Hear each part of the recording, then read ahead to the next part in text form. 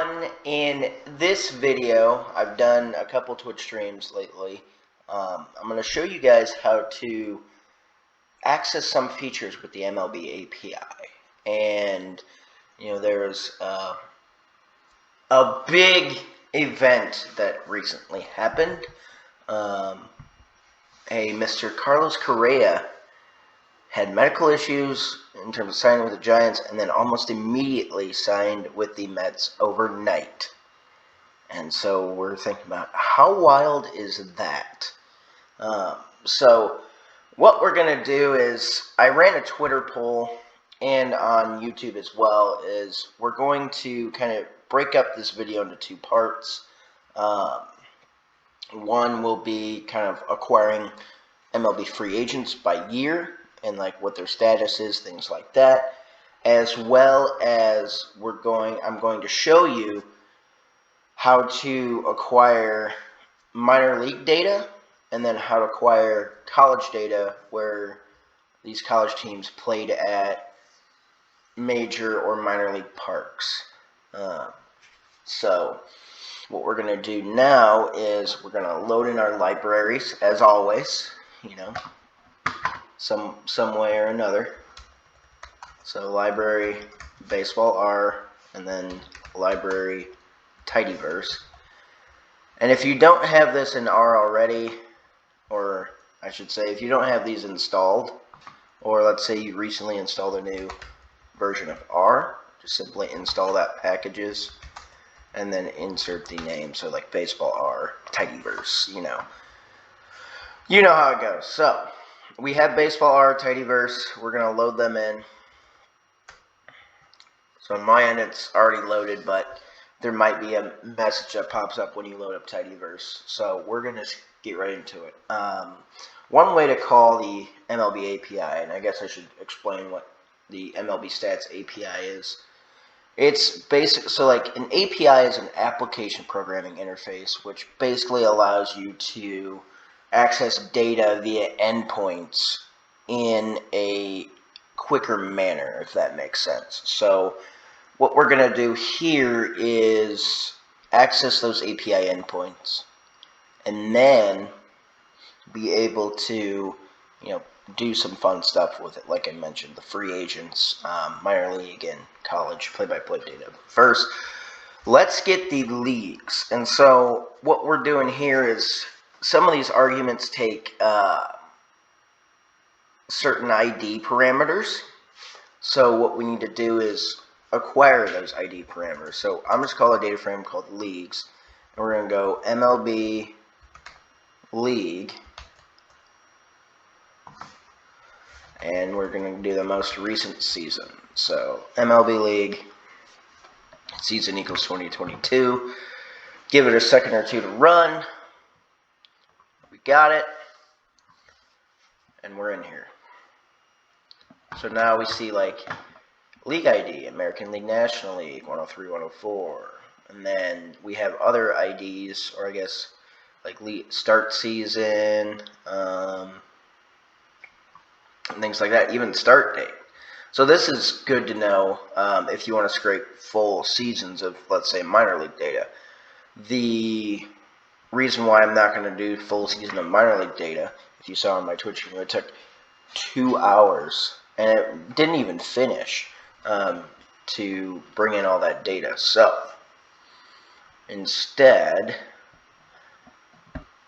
it's still nice to know that if we go from like start to end, we can go, regular season start date for these dates. It doesn't tell you the end date, it looks like, but it gives you the start date, and then you can pick like the end date. Or I guess right here it does. Okay. And the postseason starts on that day for minor league data. So you can access this, and it's a quick and easy way for you to figure out, if I'm going to scrape StatCast data at the major league level, or I'm going to scrape play-by-play data at the minor league level, you can run this MLB leagues, and it tells you when their season started and when it ended, and then when did postseason start and end, and then qualifiers as well. But we're going to be messing with sport IDs for right now. But before we get into the minor league play-by-play data, let's get into MLB Free Agents. So we're going to call it MLB_FA, and we can call it with the function MLB People Free Agents. And it gives you the season, so we're just going to do the 2022 off season. We go into it, gives you notes, the date they signed, the date they declared free agency, player ID, link, team ID, team name of the old team and the new team, and then like some basic position data. But it gives you, all of this stuff. So within it, we can look up Carlos Correa.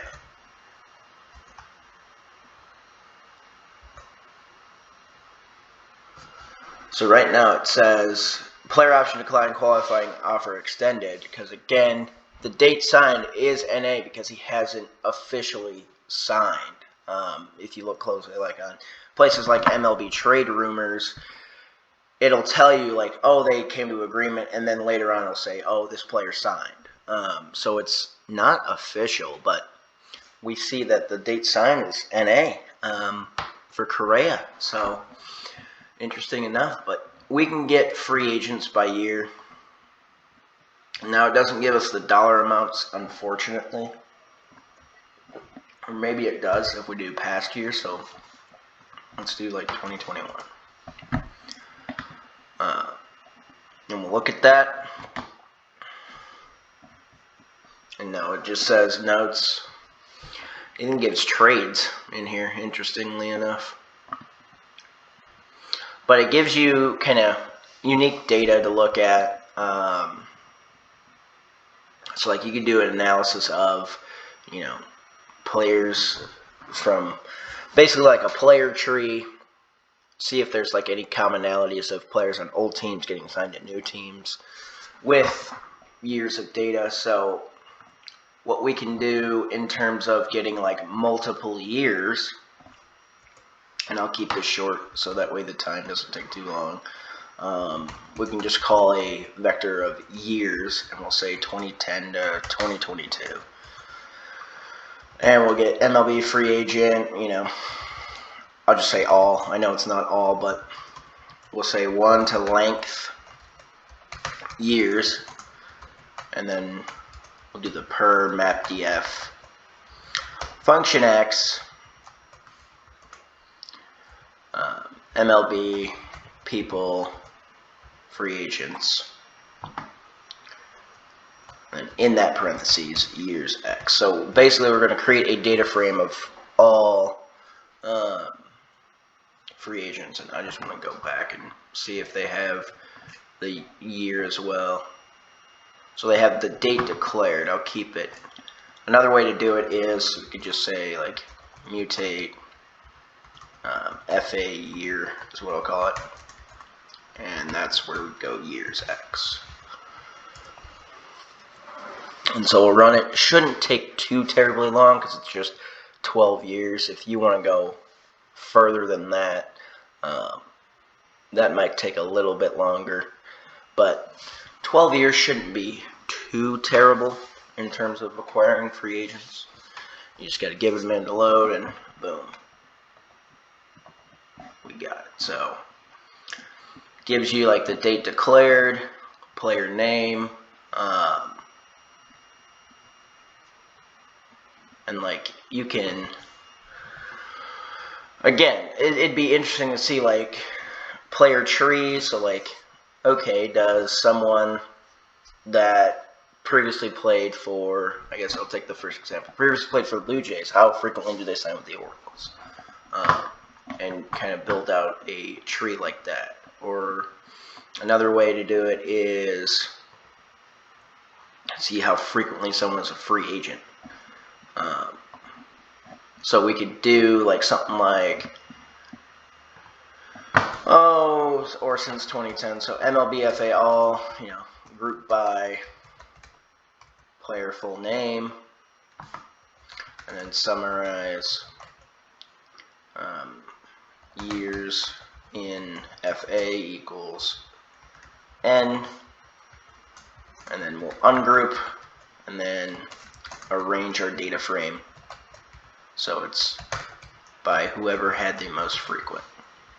And we run that. And so guys like Chris Young, who's the current GM for the Texas Rangers, since 2010, he and Rich Hill have been free agents 11 years, which, as far as I know, from 2010 to 2013, it's 13 years. So that's one way to look at it.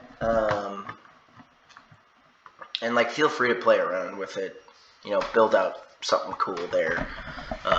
But that's just a quick and easy way to get, free agents by year. I'm sure there's a way to get contract data as well, and you could just join it together. So I will, if you would like to see that, I will make another video for it and show you guys. But next, what we're going to do is I'm going to show you how to acquire college play-by-play data for major minor league parks, and then minor league play-by-play data. And with that being said, some of them have tracking data. What we're going to do is create two separate data frames, one for colleges and one for the minor leagues. Though the minor leagues is going to be a couple days, given the amount of time it takes to pull play-by-play data. We're just going to keep it simple and do like a 3-day span.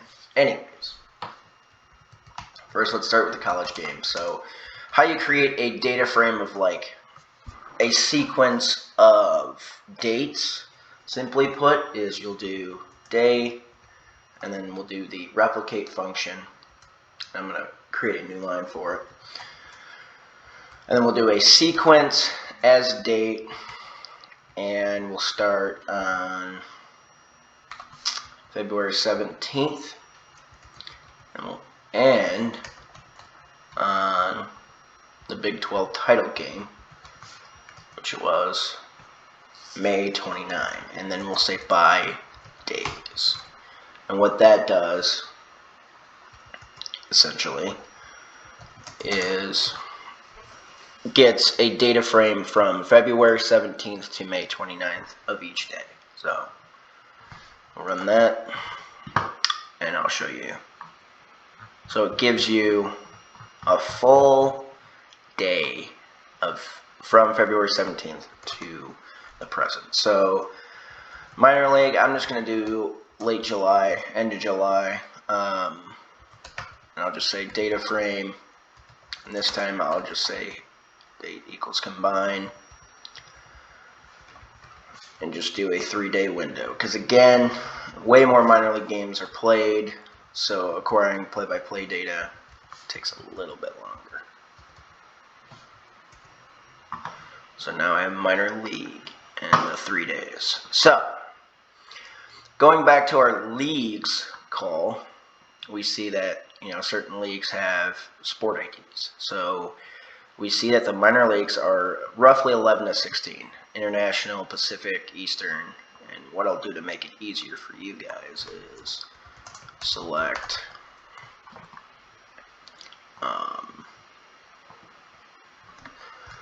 league ID, league name, and then sport ID.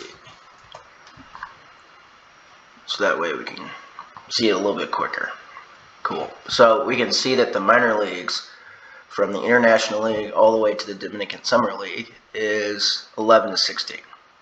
So that's where we can acquire play-by-play data. So on the minor league side, we can do, we'll call it minor league PKs. And what we're going to do is get the game, basically like the game key or the game ID for each minor league game from July 28th to July 30th, and then be able to pull that play-by-play data from the game PK. So we'll do one N row, minor league, and then we're just going to do per map df function x, and then MLB game PKs.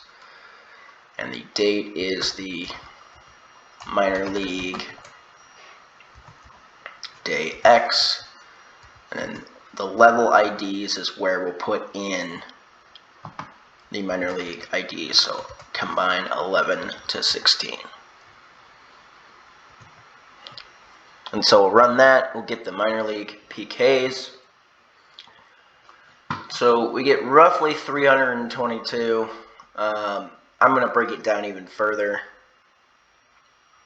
and basically like sample 10 random games just for the purpose of this video again. But colleges, same thing. So I'll say college PKs, 1 n row, college games per mapdf function X, MLB game PKs, and then college games day X, and then the slight difference is the level IDs is at the college level, it looks like 22. So college baseball 22. So we'll pull that. We'll run that. It'll give you invalid arguments provided for whatever reason, but rest assured you, it pulls the data. So give that a second or two to load. And again, this is from the MLB Stats API, so it gives you the game PKs, and then you can pull the play-by-play. So the play-by-play is similar to what you would see on like game day if you were on that. So if you were like following a game along on game day, it's the same play-by-play. So college PKs, we got 91 games at the D1 level, as far as I know, unless there's other random PKs. So yeah, it's basically like Andre Dawson Classic, College Baseball Showdown, ACC Tournament, Big 12, since they were played at major minor league parks. So what we're going to do next is I'm going to say just go ML sample just to make it easy. And I'll say minor league PKs sample N10. And actually I will add in a filter call. Make sure I'm using the dplyr function. Add in a filter call, and basically what the filter call is going to do is make sure that there's no NA game PKs. And then just sample 10 random games, because we're going to pull from those 10 random games, just pull the play-by-play data. And so here's the 10 random sample. It might look different for you. Actually, it's very likely it'll look different for you. Because again, it's just randomly sampling 10 games.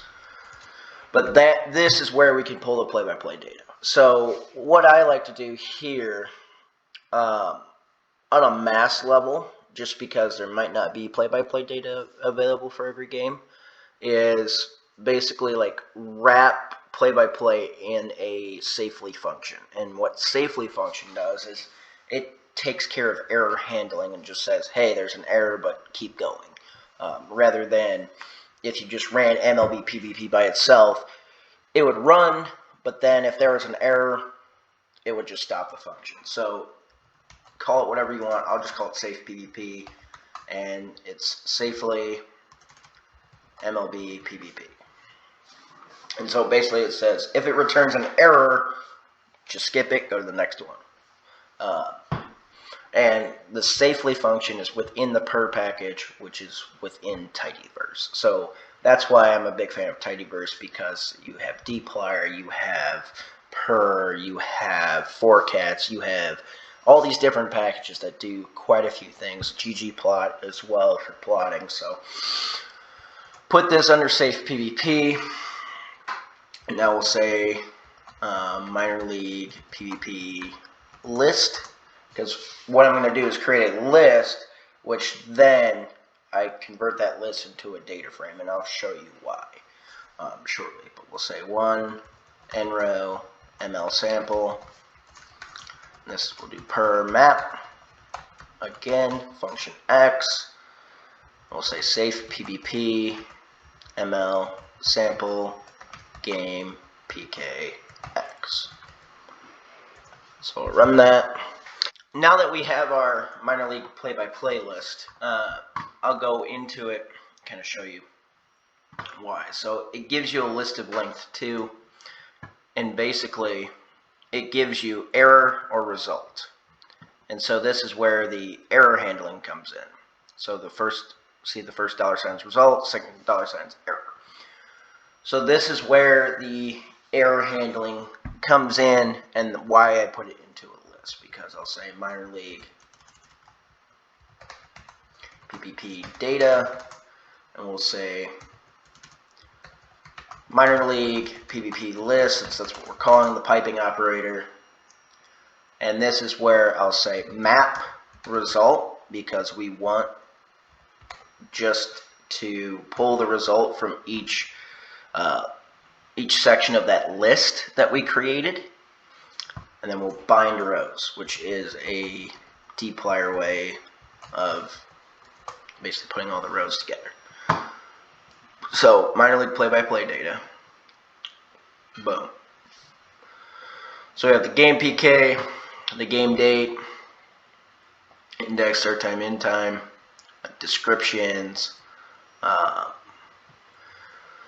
other things, so like event, away score, home score, is scoring play, has review, code, ball color, is in play, is strike, is ball, call code, call description,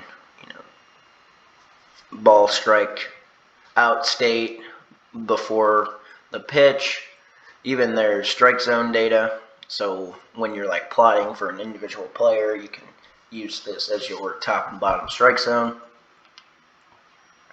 It gives you pitch data coordinates, but again, I don't know what exactly this refers to, so we just typically skip it. Trajectory, like ground ball, fly ball, line drive, etc. Hardness, location, so 5 would be third base in this case. Gives you hit data coordinates for you to plot. Action play ID, details, event type, details, runner going, position code, name, abbreviation, at bat index, result type, result description. Like we can go continue on, so like we have RBI, away score, home score, at bat indexed, like what half inning is it top or bottom, start time, end time, complete, scoring play, has a captivating index. Again, I'm not exactly sure what that means. Feel free to look into that. The ending count, balls and strikes and outs, the batter ID, the batter name, what side he bats on, the pitcher name, and then they have the splits as well. Men on base, which this is post at bat. So the at bat ends empty because it goes by last out, and then the team, their level, their parent org. So this is good for like looking at various things in the minor league levels. Kansas City Royals, Texas League, Northwest Arkansas, last pitch of at bat gives you that. Other items, details, type, description, pitch data, start speed, end speed. It doesn't really, I don't know if minor league data would give you kind of this data, but the worst that could happen is, you give it a try. So I'm sure some do, some specific ones that have StatCast data, you can be able to find it, and if you run, a full season's worth, I'm sure there's some there, but gives you that launch speed, distance, etc. So like those StatCast E type things, and then it tells you like after the at bat, who's on first, second, third, whatever, who's on first, what's on second, if you catch the joke. So it gives you kind of the minor league play-by-play data, and then if you want to do something cool with that, so we do have hit coordinates. So one way to like check Obviously 150 columns is a lot. So we could just simply do column names, minor league play-by-play data.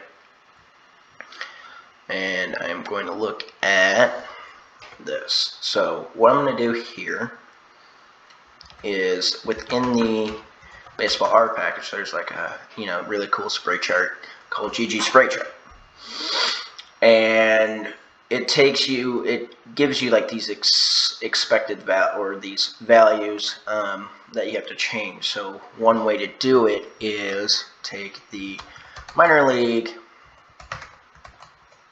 play-by-play data, and we'll say rename HC_X equals hit data coordinates chord X, and then HCY equals hit data coordinates chord Y. And I'll just show you that. So you run that, it should pop up right here. Give it a second. Obviously it's missing rows. And I mean, this is a basic spray chart. You don't have it. So like given the data for those 10 games, here's a spray chart for it. Yeah, so that's a easy way to get spray chart and minor league data, if that's cool. And then let's go to college data. So this time we're going to do 91 games, and I'm going to do it all in one fell swoop to be able to pull those. It might take longer depending on your machine again, but we're going to do the college BBP list, and then we'll say 1 nrow college PKs, and then again same thing, piping operator per map function X, safe PBP, college PKs, game PK X. And so I'll run that, and we'll take as much time as we need. We got college play-by-play data. We will do college PBP data, same thing, college PBP list. Gosh, I cannot type the piping operator. Map, result, piping operator, bind rows. And so now we have roughly 31,000 college play-by-play data. So fun to look at. You can see there's a slight difference. So minor league had 150 columns. College has 160. So we just scroll through. And one way to look at, what teams are in this is simply unique college PBP data batting team. And there we can see the teams that are a part of this. So Southern, Alabama State, Auburn, Oklahoma, Houston, California. Or another way to do this is just to sort it. So sort unique, and it's alphabetical. So interesting to look at, to say the least. You can see all the college teams that are involved in this. So now that we have that, let's look at other ways to look at the data. So again, the difference between college and pros is there might be tracking data available for more games. So when we click on here, we see that there's a lot of NAs to begin with, but as we scroll down, it might begin to populate. or not. So I'm going to scroll down about halfway through, and we see that we have some play-by-play data, or at least not play-by-play data, tracking data. We have start speed, what zone, pitch time, extension, pitch coordinates, plate X, plate Z, things like that. Exit velo, launch angle, distance, injury type, umpire ID, umpire link. Some interesting stuff to look at. So like some of the new-ish columns are like review, details, matchup, again, base running. Then we go all the way to the end. So there's, again, just review if there's any review details or things like that. So, that being said, let's do a basic query. And so with the college play-by-play data that we do have, let's run something as simple as, what's the average, minimum, and maximum exit velocity by batted ball type in 2022, where there were obviously tracking data available. So we have to go back and find the trajectory. So trajectory. And one way to kind of make that quicker, so instead of you having to type out like, oh, I have to type out hit data trajectory all the time, just simply rename it, and we'll say like BB underscore type, hit data dot trajectory. Then EV equals hit data, launch speed. And then we'll say group by BB type, and summarize, average EV equals mean EV. Actually, I'm going to round all of them to just one. So round EV, and NA.RM equals true. Oh, completely forgot the mean. So round EV mean 1. And then we'll say max, same thing. So round max, and then min, round min. But I guess before I do that, I'm going to run this in the console just so you guys can see. You don't have to run this code if you don't want to. College PVP data, hit data trajectory. It's like, what kind of trajectory do you have? So fly ball, NA, ground ball, line drive, pop-up, bunt grounder, blank, bunt pop. So I'm going to change this slightly and say filter,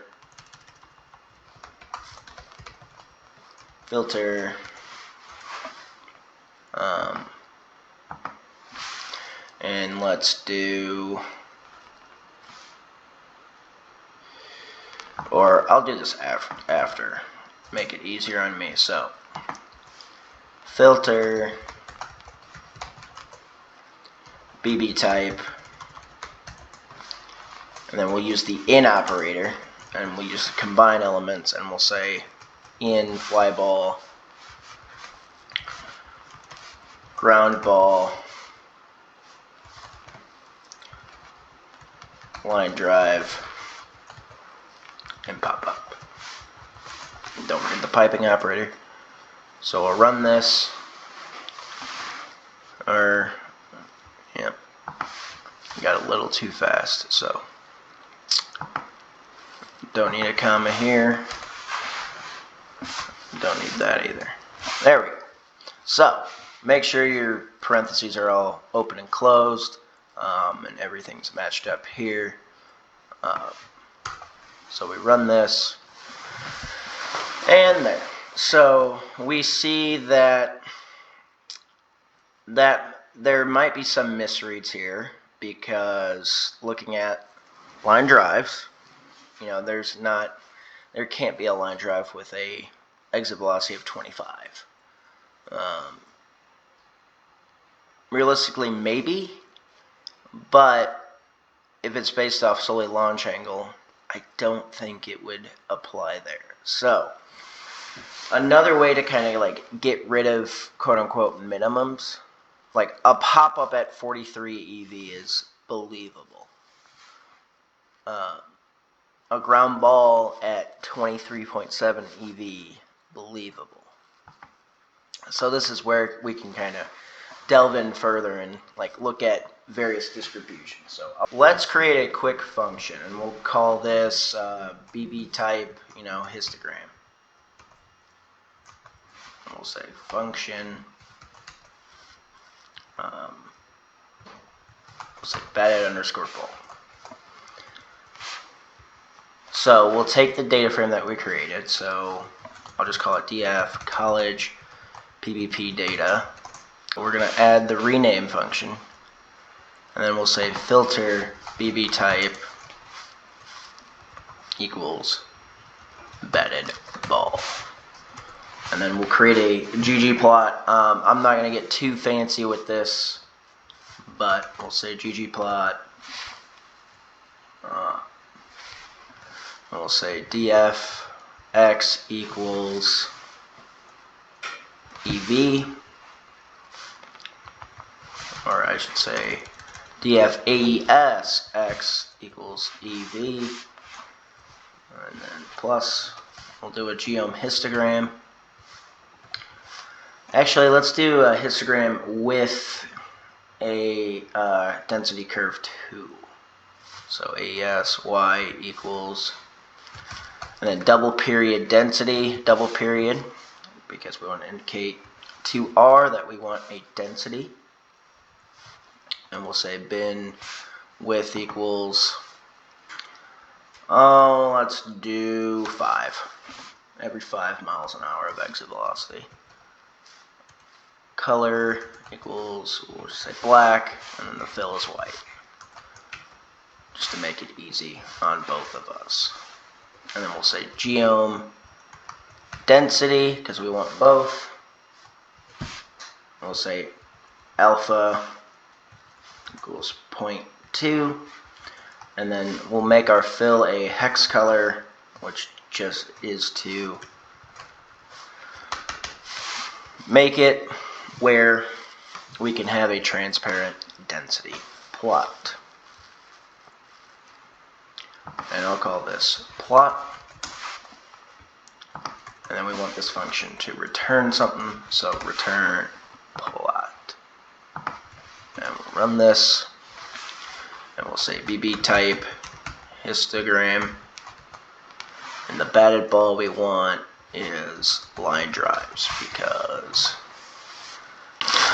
so now that we run the function, we see that we have a histogram, and we see that there are some random values down here where it's like less than 50. And then we see some values here. So that seems more believable because it does change with others. Whereas 25 and roughly 40 looks like it's not changing with anything else. So we could safely take those out. But like if we look at other distributions, so like pop-up, look at pop-up, it seems more believable, like there might be that one instance, but again, it's not like a very skewed data set. So for the most part, data will be, it appears to be right skewed, whereas there's more values toward the higher end. But again, the pop-up, it being, what was the lowest of it, 43, doesn't seem that too far-fetched. And again, technology is bound for some misreads sometimes. And same thing here. So this is a little bit interesting because again, there's data across each bin of 5 miles per hour DV, but is, could we ask the question of, could those ground balls been accidentally classified as bunts? Because theoretically, a bunt is a ground ball. So someone might have labeled that as a ground ball. Keep that in mind. So there's ways to filter through that, but we're not going to do that in this video. And then lastly, fly ball. Fly ball is, relatively believable. Most of the EV range is, in the 90-95 range. And that makes sense. So that's one way to kind of check for data quality while you're looking up this data. Because again, the data will not always be accurate. So thank you so much for watching. Thank you for everything. Thank you for being a subscriber. If you haven't subscribed already, greatly appreciate it. And it just means a lot that you would tune in my videos, help you learn something, and I hope you guys and gals are learning something. And I hope you have a great rest of your day.